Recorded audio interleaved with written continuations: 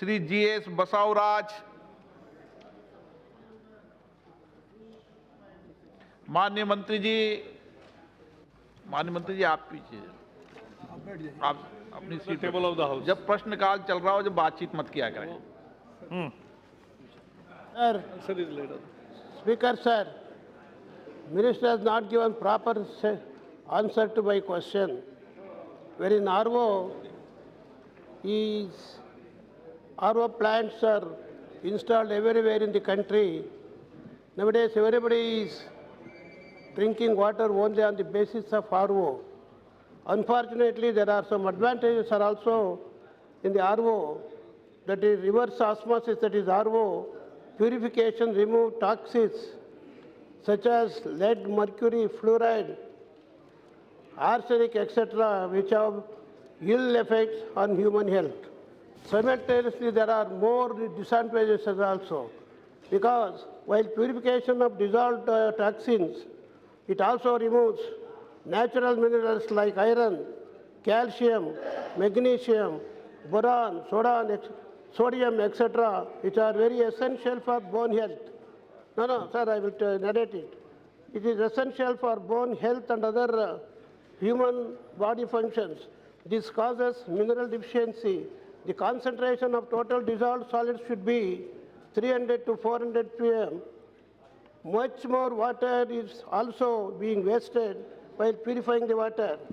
Speaker sir, through you, I want to know. आप तो पूरा जवाब मत पढ़ो, आप प्रश्न क्या पूछना चाहते हो तो बताओ। I want to know the honorable minister whether पानी में क्या क्या मिलता है वो सबको पता है, आप तो प्रश्न क्या पूछना चाहते हो to बताओ। essential minerals, while purification to control minerals deficiency and also water wastage has to be controlled to an extent of 80%. This is very important issue because we need safe drinking water.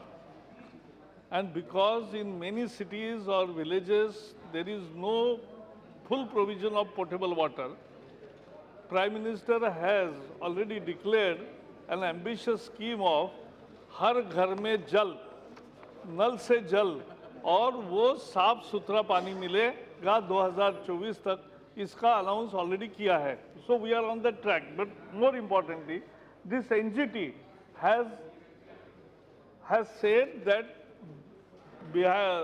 if the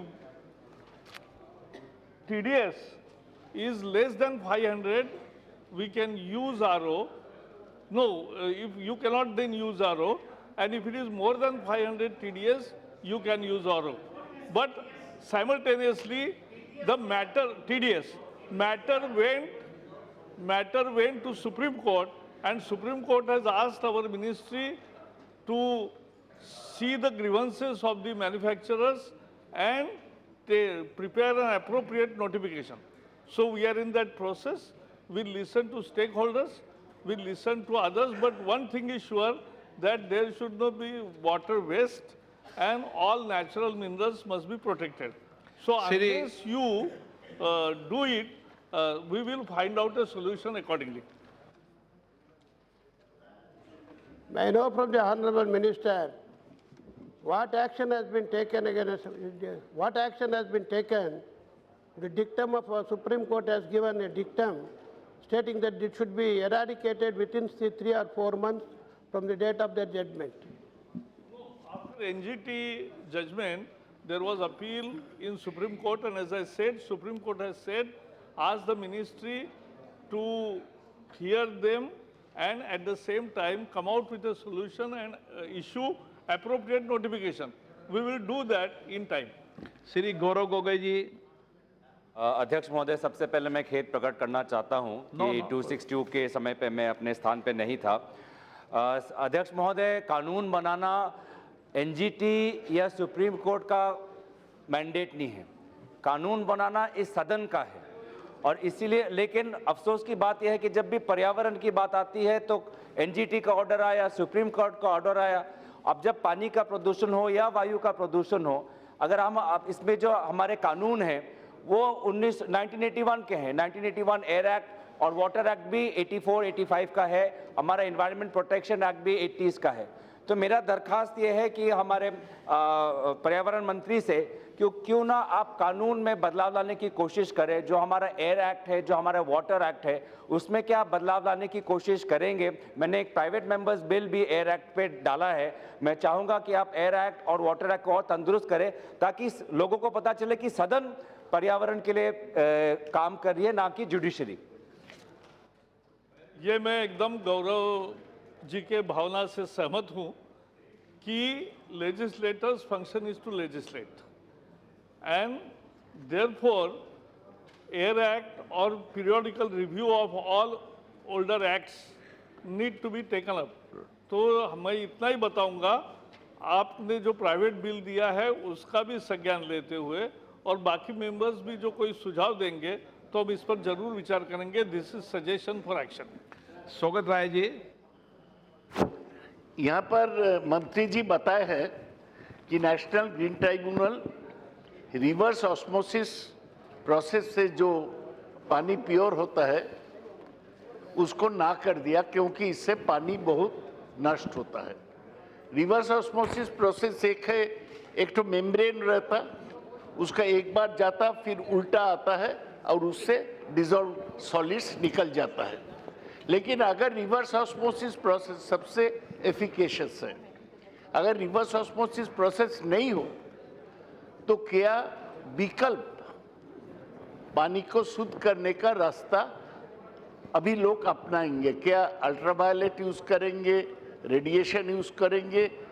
ministry से क्या suggestion है लोगों को कि ये पद्धति अपने इस्तेमाल करें? में आरओ आने से पहले हमारे सबके घर में भी यूवी सिस्टम के ही सिस्टम्स लगे थे, तो वो 2-3 सिस्टम बाजार में है, लोग अपना अपना निर्णय करते हैं। लेकिन यहाँ जो मूल दो समस्या थी कि नेचुरल मिनरल्स मर जाते हैं और आरओ में पानी बहुत वेस्ट होता है। तो मुझे अभी पता चला है कि कुछ नई टेक्नोलॉजी आई है कि जिससे पानी का एक बूंद भी जाया नहीं जाएगा, वेस्ट नहीं होगा और मिनरल्स भी नेचुरल जिंदा रहेंगे। अगर ऐसा सॉल्यूशन आता है तो उसका भी विचार होगा, लेकिन हम एनजीटी के आदेश और वास्तविकता और लोगों का सेहत तीनों का ध्यान रख के ही निर्णय करेंगे। श्री जगदम्बा पाल जी।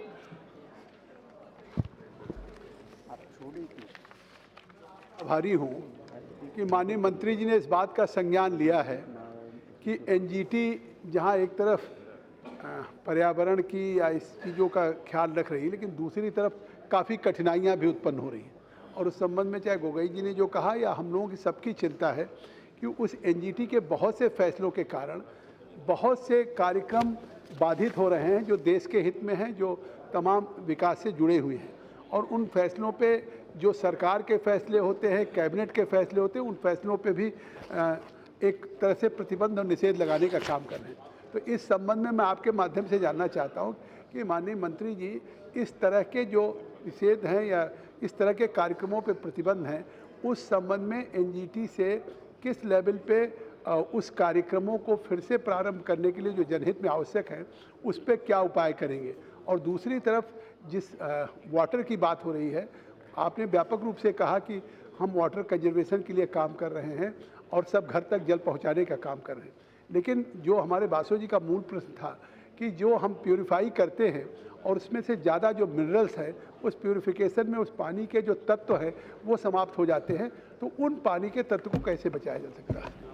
मैंने यही जगदम्बिका जी यही बताया कि मिनरल्स को, नेचुरल मिनरल्स का जो शरीर को आवश्यक है उसका रक्षण होना चाहिए। That is first principle. पानी की कमी है देश भर में, इसलिए पानी वेस्ट नहीं जाना चाहिए। ये दो मुद्दे हैं और इन्हीं दो मुद्दों को लेकर हम सभी से चर्चा करके एप्रोप्रिएट नोटिफिकेशन समय पर निकालेंगे ताकि लोगों के मन में कोई कंफ्यूजन नहीं रहेगा। क्वेश्चन नंबर गोपाल शेट्टी जी। अध्यक्ष जी, वैसे मेरे सवाल को तो जगदम्बिका पाल जी ने पूछ लिया, लेकिन उसका उत्तर आया नहीं। धन्यवाद। मेरा भी अध्यक्ष जी, मेरा सवाल यही है कि एनजीटी का निर्माण एक अच्छे काम के अच्छे हेतु से हुआ है, लेकिन गवर्नमेंट के भी पब्लिक रिलेटेड प्रोजेक्ट बहुत सारे रोके जाते हैं। इसलिए मैं सरकार के माध्यम से मंत्री जी से पूछना चाहूँगा आपके माध्यम से, क्या ऐसे जितने जो एनजीटी ने निर्णय लिए हैं उसका समीकरण करके कोई उपाय योजना करने के बारे में सरकार के मन में कोई सोच विचार है क्या? एनजीटी हो या कोर्ट हो, जनता के हित और पर्यावरण की रक्षा, इसी को देखकर एक अच्छी तरह से भूमिका का प्रतिपादन अगर मंत्रालय और ढंग से करता है तो बहुत सारे मसले में पूरा न्याय मिलता है, नहीं तो अपील का भी प्रोविजन है। और मेरा विश्वास है कि हम यही काम करेंगे कि जनता का व्यापक हित और साथ ही साथ पर्यावरण की रक्षा, इसका अच्छा संयोग कहाँ बैठता है, वही हमारे एफिडेविट्स रहेंगे।